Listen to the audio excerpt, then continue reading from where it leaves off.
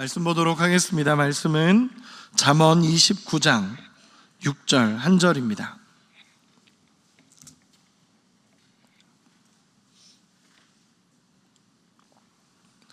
잠언 29장 6절 한 절 우리 같이 읽도록 하겠습니다. 같이 합독하겠습니다. 악인이 범죄하는 것은 스스로 올무가 되게 하는 것이나 의인은 노래하고 기뻐하느니라. 아멘. 오늘 말씀의 제목은 노래할 수 있는 이유라는 제목으로 오늘 같이 말씀을 나누고자 합니다. 오늘 잠언 말씀을 어떤 말씀을 전해야 할까라고 하면서 잠언 말씀을 묵상하던 중에 이 노래하다라는 단어가 눈에 딱 들어왔습니다. 그래서 노래한다라는 게 뭘까라는 것으로 고민했었는데, 여러분 노래하는 것 좋아하십니까? 저는 어릴 때 노래하는 걸 참 좋아했던 것 같습니다. 잘하지는 못해도 노래하는 게 참 좋았습니다. 기쁠 때도 노래했고 슬플 때도 노래했던 것 같고, 뭔가 마음에 어려움이 있을 때도 노래했던 시간들이 있습니다. 그렇게 노래를 좋아했는데 요즘 보니까 저희 아들이 그렇게 노래하는 걸 좋아하더라고요. 7살 딸한테 노래를 가르치고 있습니다. 자기도 못하는데 더 못하는 저희 딸에게 가르치고 있는데, 여러분 노래하는 거 좋아하십니까? 오늘 본문은 노래하다라는 것이 기쁨의 노래를 이야기하고 있습니다. 기쁨의 노래를 부른다라는 것입니다. 기쁨의 노래를 부르는 사람은 의인은 노래하고 기뻐한다라고 말씀을 나누고 있습니다. 오늘 본문에 보면요, 의인과 악인을 비교하고 있습니다.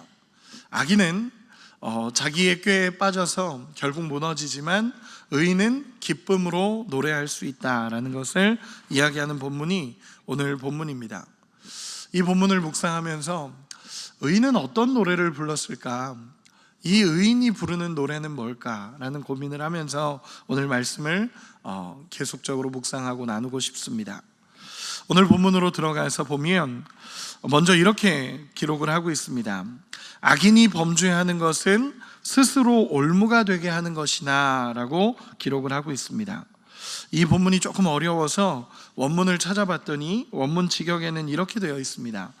악인의 범죄 가운데는 올무가 있다. 쉽게 표현해서 내가 선택했던 악인이 선택한 것이 결국 스스로 올무가 되어서 돌아온다라는 것을 의미하는 것입니다.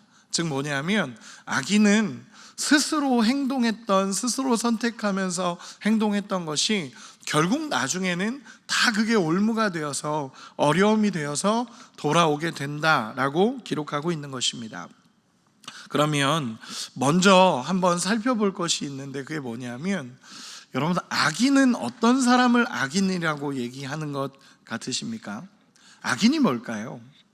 보통은 이제 악인이라고 얘기하면 우리는 악한 일을 하는 사람을 악인이라고 이야기를 합니다. 그런데 성경에서 악인, 죄인 이렇게 볼 때는 조금 더 깊은 의미를 갖습니다. 그 의미는 뭐냐면, 하나님의 뜻대로 살아가지 않는 사람, 하나님과 관계가 없는 사람을 표현할 때 악인, 죄인이라고 표현이 됩니다. 그렇다면 뭐냐면, 이 본문을 다시 한번 조금 정리를 하자면, 이 앞구절을 악인이라는 것은 하나님의 뜻대로 살지 않는 사람, 하나님과 관계가 없는 사람이라고 얘기를 해볼 때, 하나님과 관계가 없고 하나님 뜻대로 살지 않는 사람의 모든 행동은 결국 자기를 올가매는 올무가 된다라고 이야기하고 있는 것입니다. 지난 월요일 새벽 기도 때도 말씀을 전했는데, 그때 말씀을 나눴을 때는 교만하여 자기를 의지하는 사람, 그리고 겸손하여 여호와를 의지하는 사람이 비교되어졌었습니다. 같은 맥락 안에서 악인이라는 것은 여호와를 의지하지 않고 내가 옳고 내가 높아진 사람의 그 하나님과의 잘못된 관계 안에 있는 사람, 그 사람은 결국 모든 것이 올무가 되어 자기에게 돌아오게 된다라고 이야기하고 있는 것입니다. 그럼 결국 악인은 이렇게 무너져 간다는 것을 이야기한다면, 오늘 본문 뒷구절인 의인은 어떨까요? 의인은 노래하고 기뻐한다라는 말씀으로 이렇게 나눠지고 있습니다. 악인은 결국 이렇게 올무가 되어서 자기에게 돌아오지만 의인은 노래하고 기뻐한다 라고 기록이 됩니다. 여기서 노래하다의 원형을 보면 라난이라는 단어를 쓰는데, 이 단어는 뭐냐면 큰 소리로 부르다, 기뻐하다 라는 표현을 씁니다. 또 깊은 의미를 보면 일시에 솟구쳐 오르는 기쁨을 표현합니다. 즉 우와 하는 기쁨. 그럴 때 있지 않으십니까? 뭔가 갑자기 내 안에서 솟구쳐 오르는 큰 기쁨, 우와 하는 그 큰 기쁨을 표현할 때 노래한다, 이 라난이라는 단어를 사용하게 됩니다. 그런데 참 재미있는 것은요, 오늘 본문을 이렇게 보다 보면 악인의 행동은 정확하게 묘사가 됩니다. 악인은 범죄하여 스스로 올무가 된다 라고 악인의 행동은 정확히 표현을 하는데, 의인이 왜 노래하는지, 무엇 때문에 노래하는지는 나오지 않습니다. 그냥 의인은 노래하고 기뻐한다 라고만 표현이 됩니다. 그렇다면 이렇게 물어보고 싶습니다. 의인은 왜 노래할 수 있을까요? 이 본문 안에서 의인은 왜 노래할 수 있을까요? 왜 기뻐할 수 있을까요? 라는 질문을 던지고 싶습니다. 여러분, 의인이 노래할 수 있는 이유는요, 이상하게 들릴지 모르지만 의인이 노래할 수 있는 이유는 의인이기 때문에 그렇습니다. 의인이기 때문에. 의인이 뭡니까? 성경에서 말하는 의인이라는 것은요, 단순히 의를 행하는 사람을 의인이라고 얘기하지 않습니다. 다시 표현해서 의인은 하나님과 올바른 관계가 되어져 있고 하나님 안에 살아가는 사람을 표현할 때 의인이라고 표현을 합니다. 그렇게 본다면 의인이라는 것은요, 하나님과 올바른 관계가 있기 때문에 기뻐하고 노래하는 사람을 의인이라고 표현하는 것입니다. 성경에 보면 창세기에 노아를 평가할 때 성경에서 이렇게 평가합니다. 노아는 의인이요 당대의 완전한 자라. 여기서 말하는 의인 역시 그냥 의롭게 사는 사람을 얘기하는 게 아니라 그 시대에 하나님과 올바른 관계를 맺고 있었던 사람이 노아라는 것을 이야기하고 있는 것입니다. 그러므로 의인이라는 것은요, 하나님과 올바른 관계 안에 있는 사람, 하나님과 함께하는 사람을 의인이라고 표현을 합니다. 그러면 이 악인과 의인의 기준을 가지고 오늘 말씀을 다시 한번 해석해 보자면 이렇습니다. 하나님과 관계가 올바르지 않은 사람은 그 행동으로 말미암아 자기를 무너뜨리지만, 하나님과 올바른 관계 속에 살아가는 사람은 기쁨의 노래가 있다 라고 표현이 되는 것입니다. 즉, 이 노래하고 있지 않고의 차이는 하나님과의 관계에 있다는 것입니다. 악인과 의인의 차이는 하나님과의 관계가 있습니다. 노래할 수 있고 무너지는 것은 하나님과의 관계가 있다는 것입니다. 그러면 한번 성경에서 어떤 사람들이 이런 노래를 부를 수 있었는지, 의인의 노래를 부른 사람이 어떤 사람들인지 우리 성경에서 몇 구절만 살펴보도록 하겠습니다. 제가 지난주 청년부 예배 때 하박국서 3장에 대한 말씀을 나눴는데, 하박국 3장 17절에서 19절까지 보면 이렇게 기록이 되어 있습니다. 우리 스크린에 띄워졌는데 우리 같이 한 번만 읽어보겠습니다. 시작. 비록 무화과 나무가 무성하지 못하며 포도나무에 열매가 없으며 감람나무에 소출이 없으며 밭에 먹을 것이 없으며 우리의 양이 없으며 외양간에 소가 없을지라도 나는 여호와로 말미암아 즐거워하며 나의 구원의 하나님으로 말미암아 기뻐하리로다. 주 여호와는 나의 힘이시라. 나의 발을 사슴과 같게 하사 나를 나의 높은 곳으로 다니게 하시리로다. 이 노래는 지휘하는 사람을 위하여 내 수금에 맞춘 것이니라. 아멘. 여러분, 여기서 의인의 노래가 나옵니다. 이 노래는 이라고 표현한 이 노래는 하박국의 노래입니다. 너무 아름다운 노래죠. 우리가 많이 부르는 찬양 중에도 있는 가사들입니다. 무화과 나뭇잎이 마르고 포도나무 열매가 없고 감람나무 소출이 없고 모든 것이 없어진다 하더라도 나는 여호와로 말미암아 기뻐하고 즐거워합니다 라고 부르는 노래입니다. 여러분, 한번 물어보겠습니다. 이런 상황에서 이렇게 노래하실 수 있으시겠습니까? 무화과 나뭇잎이 없고 포도나무가 열매가 없고 감람나무 소출이 없는 이 상황에도 여호와로 말미암아 저는 기뻐합니다 라고 말하실 수 있겠습니까? 쉽지 않을 거라고 생각을 합니다. 우리의 상황을 보면 그렇습니다. 여러분, 이 시대 하박국도 마찬가지였습니다. 이 시대가 어떤 상황이었냐면 자신의 나라가 바벨론에게 침공당하고 있는 상황이었고 날마다 멸망당하는 게 눈에 보이는 상황이었습니다. 여러분, 얼마나 괴롭겠습니까? 이 하박국 선지자가 얼마나 괴로웠겠습니까? 날마다 무너져가는 이 나라를 보고 괴로워하는 백성들을 보는 이 하박국의 선지자의 마음으로 얼마나 아프겠습니까? 그래서 하박국 선지자도 처음부터 이런 고백이 나왔던 것이 아닙니다.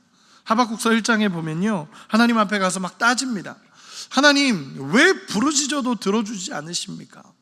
하나님이 간절함을 가지고 이렇게 부르짖는데 하나님 왜 안 들어주십니까? 라고 따지기 시작합니다. 그리고 또 이야기하는 것이 뭐냐면, 하나님, 우리가 아무리 악한들 바벨론보다 악하겠습니까? 우리가 아무리 악해도 바벨론보다 악하겠습니까? 왜 바벨론이 우리를 멸망시킵니까? 하나님 어디 계십니까? 라고 하면서 따졌던 사람이 하박국서입니다. 하박국 2장으로 넘어가도 비슷합니다. 뭐라고 얘기하냐면, 하나님 말씀 좀 해주십시오.